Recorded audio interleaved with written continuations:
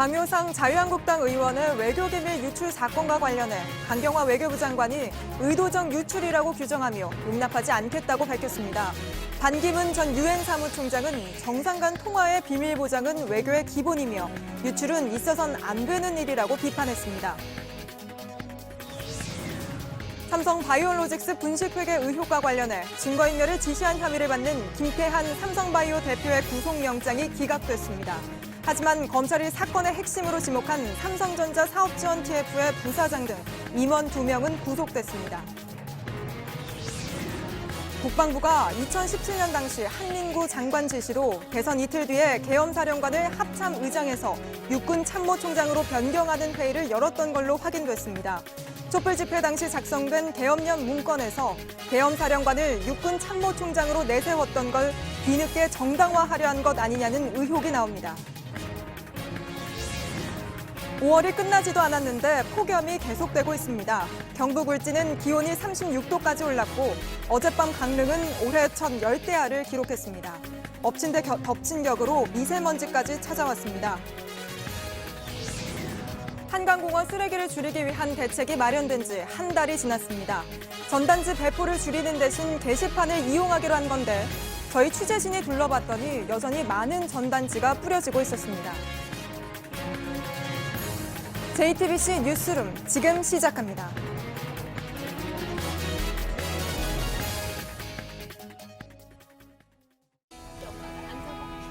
마스크가 필요 없는 세상으로. 내일을 바꾸는 현대 수소전기차. 주말인 오늘도 정치권에선 자유한국당 강효상 의원의 외교기밀 유출 사건을 두고 공방이 이어졌습니다. 민주당은 강 의원에 대한 제명 조치를 요구했고 자유한국당은 강 의원에 대한 겁박과 권력의 횡포를 중단하라고 맞섰습니다. 네, 프랑스 파리 출장을 마치고 돌아온 강경화 외교부 장관은 기밀을 유출한 외교관의 행위에 공익적인 성격은 없다고 못 박았습니다. 의도적으로 기밀을 흘린 것으로 본다며 엄중히 문책하겠다고도 했는데요. 강희연 기자입니다. 공항에 도착한 강경화 장관은 외교기밀 유출에 대해 단호한 입장을 밝혔습니다. 네, 제가 철저히 조사하라고 지시를 하고 왔습니다. 그래서 조사 결과를 보고 엄중한 문책을 할 것입니다.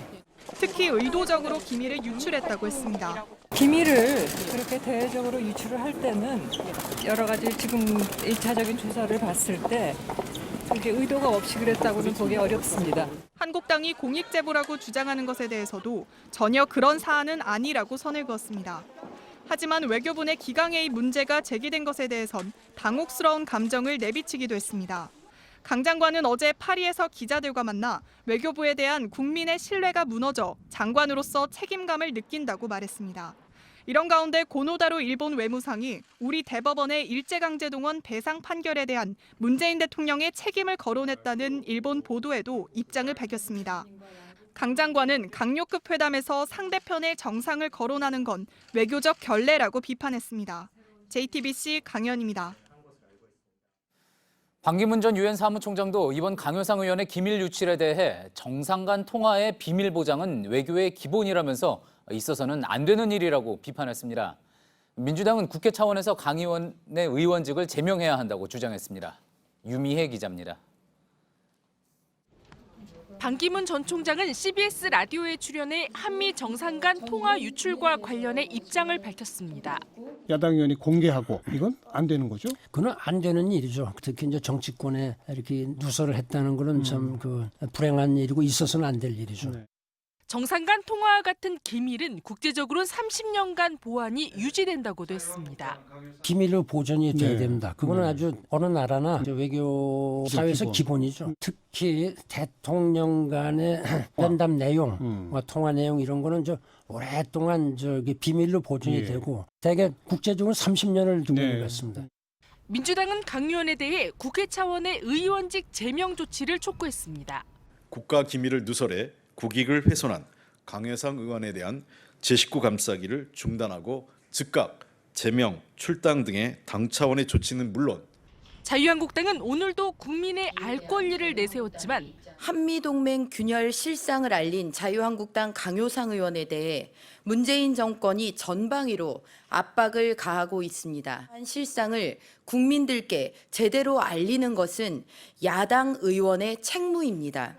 한미 정상 간 통화 공개의 위법성에 대해선 언급하지 않았습니다. JTBC 유미입니다. 그제 전방부대를 찾아 군은 정부와 입장이 달라야 한다고 한 자유한국당 황교안 대표의 발언도 오늘까지 계속 논란이 됐습니다. 정부가 북한 눈치 살피느라 우리 군을 뇌사 상태로 만들었다고도 했는데 당장 여당에서는 야당 대표가 군을 선동하는 거냐고 비판했습니다. 오늘 국방부도 장병들 사기를 떨어뜨릴 수 있는 무분별한 발언이라고 반박을 했습니다. 최재원 기자입니다. 황교안 자유한국당 대표는 이틀 전 남북 군사합의에 따라 철거 중인 강원 경계 초소들을 둘러봤습니다. 정부의 대북 정책 비판에 집중했습니다. 정부가 안보 의식이 약해져서 우리 시스템을 망가뜨리는 이런 부분들은 앞으로 없어야 될 것이라고 생각하고 그런 측면에서 남북 군사 합의도 조속히 폐기되고 정치권에서 평화를 이야기해도 군은 양보하면 안 된다며 군과 정부의 입장은 달라야 한다고도 했습니다. 자리를 옮겨서도 비판은 이어졌습니다. 북한 눈치를 살피느라고 우리 군을 뇌사 상태로 만드는 것입니다. 이런 정권을 믿고 우리가 참 잠이나 편히 잘 수가 있겠습니까? 더불어민주당은 군의 항명을 요구하는 것처럼 들려 참으로 어이가 없다고 비판했습니다. 국방부도 직접 반박에 나섰습니다. 남북 군사합의 이후 접경 지역에서 군사적 긴장 조성 행위는 식별되지 않고 있다고 했습니다. 황 대표는 합의 폐기를 주장하지만 합의 이후 남북 간 충돌 위험이 줄었다는 얘기입니다. 또 장병들의 사기를 떨어뜨릴 수 있는 무분별한 발언은 국가 안보에 결코 도움이 되지 않는다고 강조했습니다. JTBC 최재원입니다. 자유한국당이 조금 전 7시 반부터 서울 광화문 세종문화회관 앞에서 대규모 장외 집회를 열고 있습니다. 6번째 진행되는 오늘 집회에는 황교안 대표와 나경원 원내대표, 국회의원 등이 참석합니다. 더불어민주당은 추경안과 민생개혁 입법 처리를 위해 한국당에 조속한 국회 복귀를 촉구했습니다. 네, 삼성바이오로직스 분식회계 수사 속보입니다. 분식회계 관련 증거를 없애라고 지시한 혐의를 받아온 삼성바이오 김태한 대표에 대한 구속영장이 기각됐습니다. 하지만 같이 영장이 청구된 삼성전자 사업지원 TF의 부사장 등 임원 2명은 구속이 됐는데요. 검찰은 삼성전자 TF가 핵심이라며 그룹 윗선으로 향하는 수사엔 차질이 없다는 입장인데 먼저 제 리포트 보시고 법조팀 기자와 한 걸음 더 들어가 보겠습니다. 오늘 새벽 구속영장이 기각된 뒤 삼성바이오로직스 김태한 대표는 구치소를 나섰습니다. 김 대표는 지난해 5월 열린 회의에서 증거를 없애기로 결정한 뒤 이를 지시한 혐의를 받아왔습니다. 회의엔 옛 미래전략실 후신으로 알려진 사업지원 TF 등 그룹 핵심 임원들이 모였다고 합니다. 검찰은 회의에서 정한 대로 공장 바닥을 뜯어내 자료를 숨기는 등 증거인멸이 이뤄졌다고 보고 있습니다. 하지만 영장심사에서 김 대표는 자신은 책임이 없다며 혐의를 부인했습니다. 부하 직원들이 삼성전자 사업지원 TF의 위세에 눌려 증거를 없앴다고 주장했다는 겁니다. 법원은 5월 회의 소집과 참석 경위에 비춰보면 공범인지 다툴 여지가 있다고 판단해 영장을 내주지 않았습니다.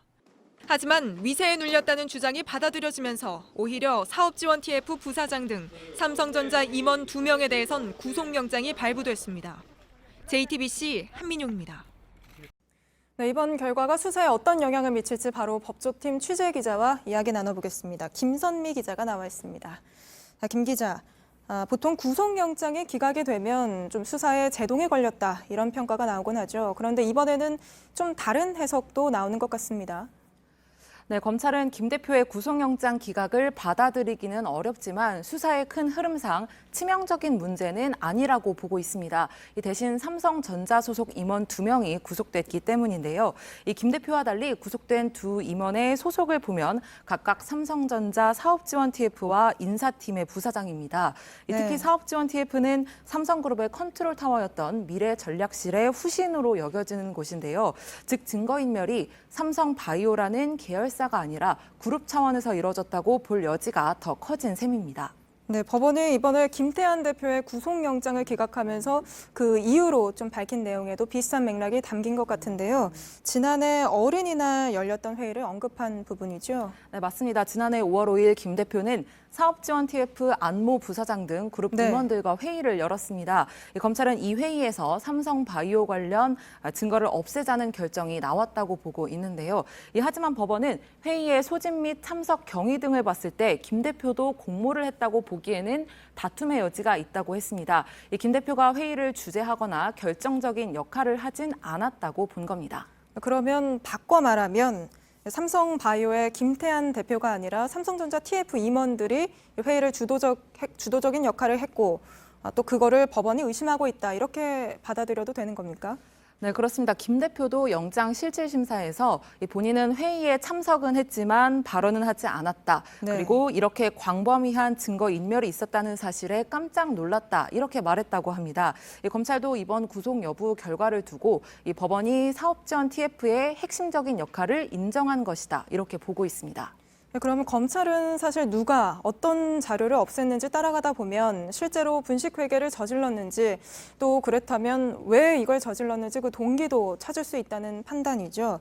그런데 이렇게 삼성그룹 차원에서 자료를 없앤 정황이 계속 쌓이면서 좀 이재용 부회장 경영권 승계 작업 차원에서 이런 분식회가 이뤄진 것 아니냐 이런 의혹도 좀 짙어지는 모습인 것 같습니다. 어떻습니까? 네, 맞습니다. 최근 검찰은 직원들의 휴대전화나 컴퓨터에서 이재용 삼성전자 부회장을 뜻하는 이니셜 JY나 또 합병 그리고 네. 미전실 등의 단어가 삭제된 것을 확인했습니다.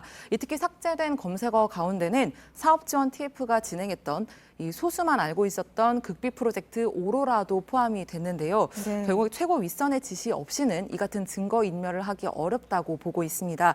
검찰은 조만간 이 부회장의 측근으로 꼽히는 정현호 사업지원 TF 사장을 불러서 조사할 계획입니다. 네, 잘 들었습니다. 김선미 기자였습니다. 다음 소식입니다. 김학의 전 법무부 차관이 오늘 다시 소환돼 조사를 받았습니다. 뇌물 혐의로 구속된 김 전 차관의 구속 기간도 다음 달 4일까지 연장이 됐는데요. 검찰은 이날 바로 김 전 차관 등을 재판에 넘기면서 이번 수사를 사실상 마무리할 예정입니다. 수사가 막바지로 향해 가면서 김 전 차관에게 성폭행 혐의를 적용할 수 있을지도 고심을 거듭하고 있다고 하는데요. 공다솜 기자가 전해드립니다. 김학의 의혹 수사단이 최장 20일의 구속기간을 모두 활용해 김 전 차관을 수사하게 됩니다.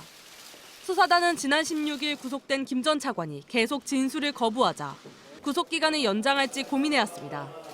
건설업자 윤중천 씨도 구속되면서 가능한 구속기간 동안 더 조사를 해보기로 정했고 법원도 이를 받아들인 겁니다. 수사단은 오늘 김 전 차관을 다시 불러 조사했습니다.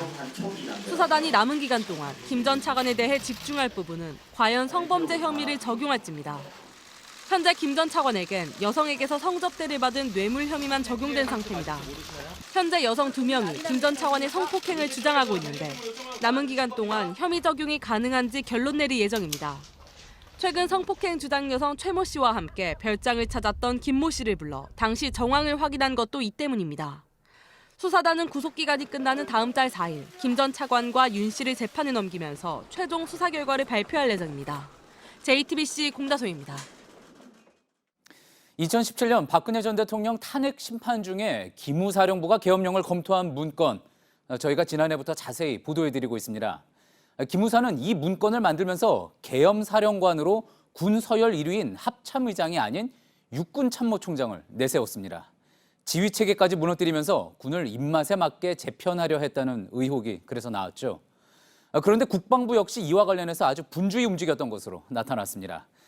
JTBC 취재 결과 대통령 선거 이틀 뒤 당시 한민구 장관의 지시로 실제 계엄사령관을 육군 총장으로 변경하는 걸 검토하는 회의가 열렸는데 계엄령 문건을 뒤늦게라도 정당화하려 한 게 아니냐는 의혹이 제기되고 있습니다. 서복현 기자입니다. 2017년 5월 국방부가 합참과 육군에 보낸 공문들입니다. 계엄사령관을 합참의장에서 육군참모총장으로 변경하는 걸 검토할 테니 회의에 나오란 내용입니다. 회의 날짜는 5월 11일, 대선 이틀 뒤였습니다. 이 회의가 주목받는 건 촛불집회 때인 2017년 3월 기무사가 만든 계엄령 문건 때문입니다. 군 서열 1위 합참의장을 제치며 작전권도 없는 육군참모총장을 계엄사령관으로 내세워 군 지휘 체계를 뒤집어 엎으려 했다는 의혹이 제기된 바 있습니다. 그런데 기무사 문건처럼 이후 국방부가 실제 계엄사령관 변경을 검토한 겁니다. 보고서도 남겼는데 한미 연합훈련인 키 리졸브 결과를 보고받던 중에 장관이 계엄사령관 변경 검토를 지시했다고 돼 있습니다. 결론은 법령 해석이나 전문 연구를 먼저 해야 한다는 등의 원론적인 수준이었습니다. 한민국 국방부 장관의 지시로 대선 직후에 계엄사령관을 육군참모총장으로 바꾸려는 회의를 한 배경이 기무사 계엄 문건을 정당화하기 위함은 아니었는지 의심스럽습니다. 기무사의 경우 지난 대선 당일 계엄 문건을 다른 훈련용 문건으로 위장하려다 적발됐고 현재 재판이 진행 중입니다. 계엄령 문건이 마치 키 리졸버 연습 기간에 훈련용으로 생산된 것처럼 합수단 관계자는 국방부 회의 문건도 지난 수사 때 이미 확보했으며 조현천 전 기무사령관 체포 후 수사가 재개되면 계엄 문건과 관련이 있는지 종합적으로 조사할 것이라고 말했습니다. JTBC 서복현입니다. 존 볼턴 미국 백악관 국가안보보좌관이 이달 초 북한의 단거리 탄도미사일 발사가 유엔 안전보장이사회 결의를 위반한 거라고 밝혔습니다. 미국 고위 관료가 결의 위반을 언급한 건 처음입니다. 북한이 미국이 새로운 계산법을 가지고 나오지 않으면 대화는 없다고 한 가운데 나온 강경한 발언입니다. 성문규 기자입니다. 존 볼턴 백악관 국가안보보좌관은 오늘부터 일본을 국빈 방문하는 트럼프 대통령보다 하루 먼저 일본에 도착했습니다. 교도통신은 볼턴 보좌관이 도쿄에서 기자들과 만나 이달 초 북한 단거리 탄도미사일 발사가 유엔 안보리 결의 위반의 측면에서 의심할 여지가 없다고 말했다고 보도했습니다. 미국 고위 관리 중에 북한의 미사일 발사에 대해 대북 제재 위반이라고 언급한 적은 없었습니다. 트럼프 대통령은 북한의 미사일 발사 직후 그 누구도 이에 대해 행복하지 않다고만 했습니다. 볼턴 보좌관은 오는 27일 미일 정상회담 때 대북 제재를 유지하는 방안을 논의할 것이라고 말했습니다. 그러면서도 3차 북미 정상회담의 문은 열려 있다며 김정은 위원장이 거기에 걸어 들어올지 말지의 문제라고 말해 대화의 끈은 놓지 않았습니다. 하지만 북한은 미국이 자국 선적을 압수한 데 대해 연일 강경한 입장을 밝히고 있어 북미 대화가 순탄치만은 않아 보입니다. 북한 외무성 대변인은 어제 조선중앙통신을 통해 미국이 새로운 계산법을 가지고 나오지 않는 이상 대화는 재개될 수 없다고 강조했습니다. JTBC 성문규입니다. 강릉 수소탱크 폭발 사고가 왜 일어났는지 조사가 이틀째 이어지고 있습니다. 일단 현재까지는 내부 압력이 폭발 원인일 가능성이 높다는 게 소방당국의 설명입니다. 강한 폭발로 피해를 입은 인근의 다른 공장들도 당분간은 정상적인 운영이 어렵게 됐습니다. 이상화 기자입니다. 소방당국은 폭발 전 탱크 주변에서 불이 난 흔적은 찾지 못했다고 밝혔습니다. 강릉시와 소방당국은 외부 충격이 발견되지 않았고 사고 당시 화재도 없었다고 밝혔습니다. 이 때문에 내부 압력이 갑자기 높아지면서 폭발이 일어났을 가능성이 높다고 보고 있습니다. 가스량을 조절하는 과정에서 문제가 생기거나 부실 시공이 영향을 줬을 수도 있습니다. 특히 이번 폭발은 상당히 강했습니다. 잔해가 200m 떨어진 곳까지 날아갔고 7에서 8km 떨어진 강릉 도심에서도 폭발음이 들릴 정도였습니다. 폭발한 탱크가 있었던 공장뿐만 아니라 다른 공장 두세 곳도 큰 피해를 입었습니다.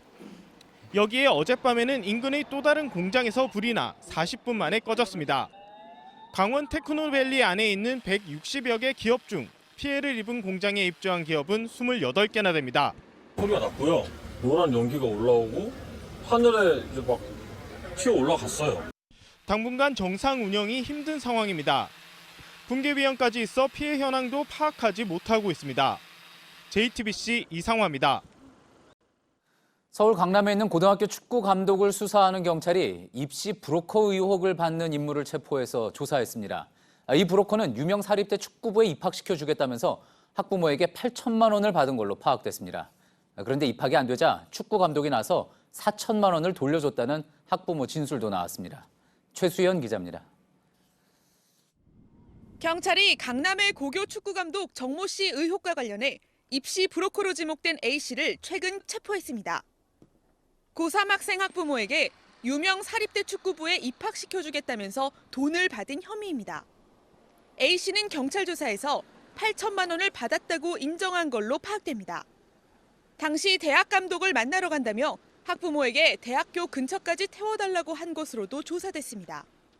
하지만 해당 학생이 대학 입학에 실패한 뒤 정 감독이 돈 일부를 되돌려줬다고 합니다.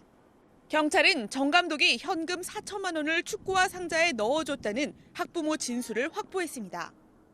이에 대해 A씨는 취재진에게 정 감독이 학부모에게 받았던 돈을 되돌려준 게 아니라 입시와 관련해 도의상 미안해서 개인 돈을 줬을 뿐이라고 주장했습니다.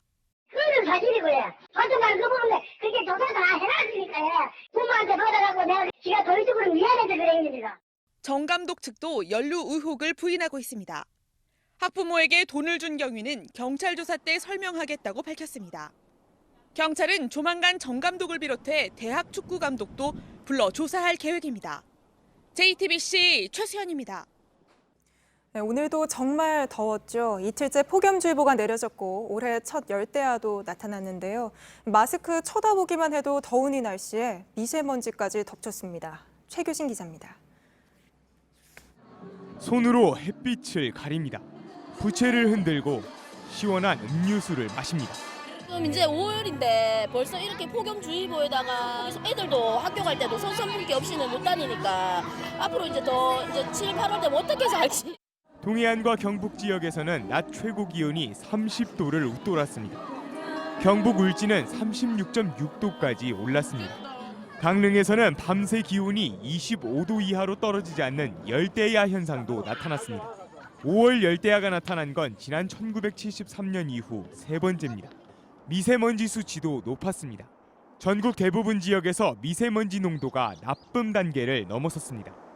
내일도 아침 기온은 서울 18도, 부산 20도로 오늘과 비슷하지만 낮에는 서울 30도, 강릉 31도, 대구는 32도까지 오릅니다. 이번 더위는 다음 주 월요일 비가 내리며 누그러질 것이라고 기상청은 설명했습니다. JTBC 최규진입니다.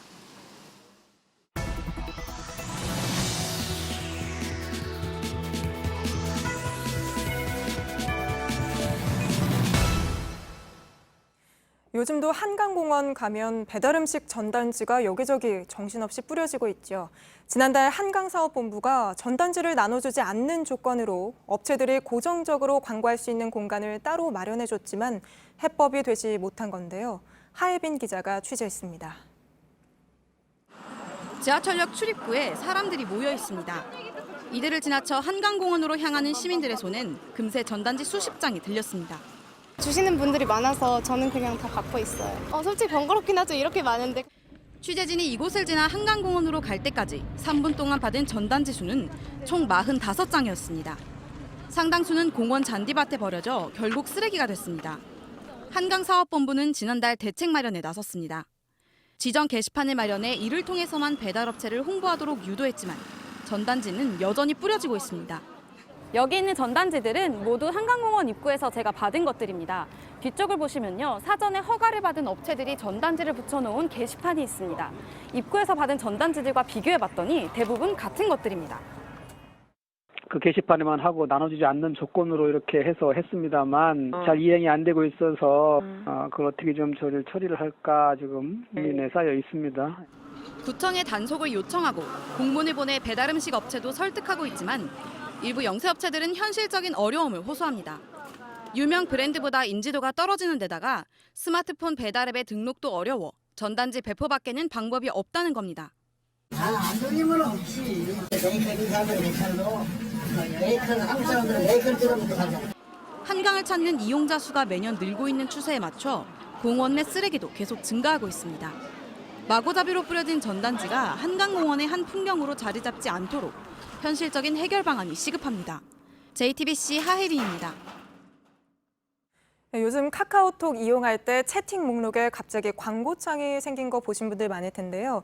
그동안 여러 모델을 개발해서 지난해에만 광고 매출이 50% 넘게 뛰었던 카카오톡이 새로운 광고 상품을 시범적으로 도입한 겁니다. 광고를 넣고 말고는 기업 마음이지만 4천만 명이 이용하는 국민 메신저로서 좀 지나친 것 아니냐는 지적도 나옵니다. 이세누리 기자입니다. 이달 초 카카오가 시범적으로 도입한 광고 상품입니다. 카카오톡 대화 상대를 볼 수 있는 채팅 목록 사이에 광고가 나옵니다. 광고가 뜨는 시점과 위치는 매번 바뀝니다. 사적인 공간에 갑자기 광고가 뜨자 이용자들은 불만을 터뜨립니다. 근데 안 떴으면 좋겠어요. 데이터 그것 때문에 제가 사는 거에 관련해서 뜨는 것 같기도 하고 그런 느낌이 들어요. 저는 싫어요. 불편해요. 네. 그냥 일단 카톡 자체도 많이 오는 편이라서 그런 거 이제 그거 지우다 보면 이제 다른 카톡으로 넘어갈 때가 있거든요. 온라인에는 벌써 광고를 없애는 방법도 나와 있습니다. 하지만 광고주 입장에선 매력적입니다. 기간과 형태에 따라 최소 2억 원, 최대 20억 원을 내면 카카오톡이 확보한 엄청난 트래픽으로 광고 효과를 누릴 수 있어서입니다. 업계에선 카카오 매출이 크게 뛸 것으로 보고 있습니다. 카카오를 너무 많이 쓰니까 다른 어플을 찾기에는 그 광고가 그렇게까지 영향이 있을 것 같지는 않아요. 카카오는 소비자 불만을 비롯해 다양한 반응을 수렴한 뒤 서비스를 최적화하겠다고 밝혔습니다. JTBC 이세누리입니다. 최근 정부는 훈육도 아동학대가 될 수 있다고 보고 관련 법 개정을 추진하고 있습니다. 실제 아동학대 10건 가운데 7건은 가정에서 일어나고 또 대부분 부모가 가해자입니다. 이렇게 부모에게 학대를 당하거나 버려진 아이들이 또 다른 가정에서 자랄 수 있도록 가정위탁이란 제도가 마련돼 있는데요. 어쩌면 아이들에겐 마지막 기댈 곳이 될 수도 있는 이 제도, 올해 16년째 맡고 있는데 아직도 걸음마 수준의 사회적 시선도 곱지 않다고 합니다. 위탁 부모와 그 아이들의 이야기를 최하은 기자가 들어봤습니다. 17살 A양은 6년 전부터 김모 씨 가족과 함께 살고 있습니다. 친모의 학대를 지켜본 이웃이 경찰에 신고했고 보육시설에 갈 뻔한 A양을 김 씨가 위탁해 키우게 된 겁니다. 막말로 노숙자 같이 따뜻하게 재우고 그냥 깨끗하게 입히고 좋은 거 없어도 그냥 나랑 같이 먹고 아이가 너무 달라져가지고 잘 못 알아볼 정도로. 학교도 제대로 못 가던 A양은 자격증을 따고 홀로 설 준비를 하고 있습니다. 원 가정의 그런 전철을 밟지 않고 너가 건강한 사회인으로 그냥 설 수 있을까? 그 숙제를 지금도 조금씩 해나가고 있는 거예요. A양과 같은 위탁아동은 전국에 12,000여 명. 부모가 숨지거나 학대하는 등 친가정에서 자랄 수 없을 때 다른 사람이 아이를 키우는 걸 정부가 지원하는 겁니다. 매년 발생하는 수천 명의 보호 대상 아동 4명 중 1명이 위탁가정에 보내집니다. 그런데 정작 아이를 맡아 기르는 위탁 부모는 법적 대리권이 없습니다. 이 아이에 대해서 권한이나 책임이 하나도 없어요. 그러니까 저희는 한 가족이라고 생각하는데 위탁관계서로 되는 건 저희 거의 없다고 보시면 돼요. 병원 진료부터 통장 개설까지 행정 절차를 밟을 때마다 장벽에 부딪힙니다. 그러니까 수술 치료 전후가 번거롭고 복잡하더라고요. 내 아이면 그냥 간단한 한 번에 걸쳐야 되는 어떤 그런 것들을. 아이들도 마찬가지입니다. 10년 넘게 연락이 끊긴 친모 동의를 구하지 못해 해외 수학여행을 가기도 쉽지 않습니다. 친권이 어머니 쪽으로 돼 있어서 실종 신고서라도 떼와야 이제 여권을 발급해 줄 수 있다. 뭐 이모가 더 이상 이런 거는 하지 말아줬으면 싶다 하고 얘기하고. 위탁가정과 아이들에게 지급되는 양육비나 자립지원금도 지자체 재정에 따라 제각각입니다. 나는 어느 지역에 살고 있기 때문에 300만 원밖에 못 받고 쟤는 어디에 살아서 500만 원 받고 이렇게 일원화가 되었으면 좋겠다라는. 무엇보다 위탁 부모들은 자신과 아이를 바라보는 사회적 시선이 문제라고 토로합니다. 어떤 어머님들은 이렇게 지나가다가 니네 엄마가 때리면 나한테 얘기해 뭐 이렇게 얘기하시는 분들도 있고 그러다 보니까 사설 위탁 부모님들랑은 좀 구분을 좀 해줬으면 좋겠다는 생각이 많이 들게. JTBC 최하은입니다. 도널드 트럼프 미국 대통령이 미국과 갈등을 빚고 있는 이란에 대응하기 위한 조치로 중동에 병력을 추가로 보내라고 했습니다. 이란과의 긴장은 한층 더 높아질 걸로 보이는데요. 이런 가운데 트럼프 대통령은 일본을 국빈 방문했습니다. 워싱턴에서 김현기 특파원입니다. 트럼프 대통령이 밝힌 중동 파병 규모는 1,500명입니다. 당초 거론되던 5,000명에서 10,000명 규모에는 크게 못 미치는 수준입니다. 트럼프 대통령은 이란의 위협에 대처하기 위한 방어용임을 강조했습니다.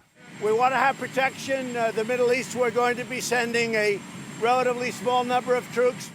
미국은 또 이란발 위협을 이유로 의회의 승인 없이 사우디아라비아와 아랍에미레이트, 요르단 등 중동 동맹국에 81억 달러, 약 9조 6천억 원 상당의 무기를 팔기로 했습니다.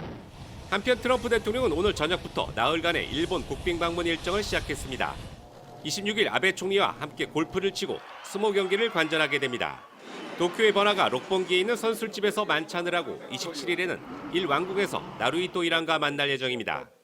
28일에는 가나가와현의 요코스카 해상자위대 기지에서 이즈모급 호위함의 승선에 둘러보게 됩니다. 워싱턴에서 JTBC 김현기입니다.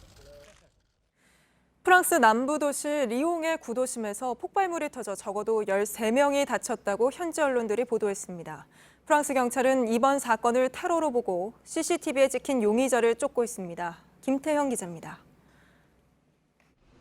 골목길 안쪽에 폴리스 라인이 쳐져 있습니다. 감식반이 주변을 살펴보고 무장경찰도 출동했습니다. 프랑스 리옹 구도심의 한 골목 빵집 앞에서 현지 시간 어제 5시 반쯤 폭발이 일어났습니다. 10살짜리 여자 어린아이 1명을 포함해 13명이 다쳤습니다. Une attaque donc à Lyon. Ce qui s'est passé à Lyon, il ne m'appartient pas d'en faire le bilan, mais a priori aujourd'hui, à ce stade, il n'y a pas de.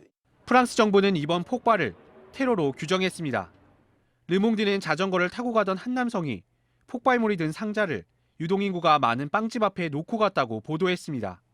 상자 안에는 나사 못 든 금속 부품들이 가득 들어 있었다고 AFP 통신은 전했습니다. 프랑스 경찰은 자전거를 타고 가던 30대 남성을 용의자로 보고 CCTV에 찍힌 모습을 공개했습니다. 또 프랑스 전역의 공공장소에 비상경계령을 내렸습니다. 프랑스에서는 최근 몇 년 동안 유명 관광지에서 총격과 폭발 등 테러 사건이 잇따랐습니다. JTBC 김태형입니다. 볼로드미르 젤렌스키 우크라이나 대통령이 국민과 거리를 좁히는 행보를 보이고 있습니다. 드라마에서 부패와 싸우는 대통령 역을 맡았던 만큼 실제 대통령이 돼서도 파격적이라는 평가입니다. 김성탁 특파원입니다. 취임식 날 젤렌스키 대통령은 집에서 행사장까지 걸어갔습니다. 시민들을 만나면 직접 휴대전화를 들고 사진을 찍어줍니다. 젤렌스키 대통령은 TV 드라마에서 부패를 척결하는 대통령 역할을 맡았습니다. 73%의 높은 지지율로 대통령이 되자 취임사에서 평생 국민을 웃기려 했었는데 임기 5년 동안 국민이 울지 않게 뭐든 하겠다고 말했습니다. 의원들과 내각을 향해 대통령은 우상이 아니라고도 했습니다. Повісьте туди фотографії своїх дітей. І перед кожним рішенням дивіться їм в очі. 한 행사장에선 노타이의 셔츠 소매를 거둔 채 무선 마이크를 차고 연설했습니다. 민간의 혁신을 관료와 정치권이 활용하지 않는다면서 비속어도 썼습니다. 엄숙한 모습 대신 배우처럼 자유롭게 시민들과 접촉했습니다. BBC에 따르면 젤렌스키는 방송업계에서 함께 일한 이들을 비서실과 정부 요직에 임명했습니다. 창당과 선거운동을 도운 TV 스튜디오 설립자와 프로듀서, 대본 작가 등입니다. 유럽에선 기성정당의 인기가 하락 중이어서 정치 경험이 없는 그의 실험이 주목받고 있습니다. 런던에서 JTBC 김성탁입니다. 청해부대 최영암의 환영 행사 도중 밧줄 사고로 제대를 한 달 앞두고 숨진 고 최종근 병장에 대해 1계급 추서와 함께 순직이 결정됐습니다. 최 하사의 장례는 오늘부터 사흘간 해군 작전사령부장으로 치러집니다. 빈소가 차려진 진해 해군 해양의료원에는 많은 조문객이 찾아 애도했습니다. 오늘 새벽 부산 사상구 동서고가로 도로에서 트레일러가 임시로 만들어 놓은 중앙분리대를 들이받고 반대편 차선을 가로막는 사고가 났습니다. 이 사고로 시내 방향 1개 차로와 시외 방향 2개 차로가 전면 통제되면서 2시간 정도 큰 혼잡이 빚어졌습니다. 멈춰있는 버스를 시민과 경찰이 힘을 모아서 교차로 밖으로 밀어서 옮깁니다. 어제 오후 부산시 동구의 한 교차로에서 버스와 택시가 부딪히는 사고가 났는데 시민들이 힘을 합쳐 고장난 버스를 옮긴 겁니다. 경찰은 시민들 덕분에 꼼짝도 않던 버스를 옮길 수 있었다며 감사의 인사를 전했습니다. 큰 폭발과 함께 시뻘건 용암이 산 정상을 뒤덮습니다. 현지 시각으로 어제 저녁 세계적인 관광지인 발리섬의 아궁 화산이 다시 폭발했다고 인도네시아 언론은 전했습니다. 분화구에서 3km 거리까지 화산탄과 파편이 튀었지만 출입이 통제되고 있어서 인명피해는 없었다고 합니다.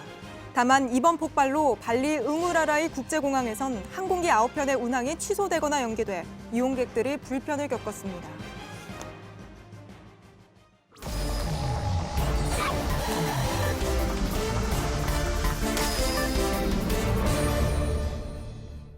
예, 토요일 비하인드 뉴스입니다. 이성대 기자가 나와 있습니다.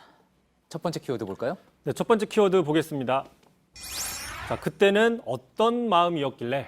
예, 무슨 노래 가사 같기도 합니다. 무슨 내용입니까? 그렇습니다. 자유한국당의 황교안 대표 이야기입니다.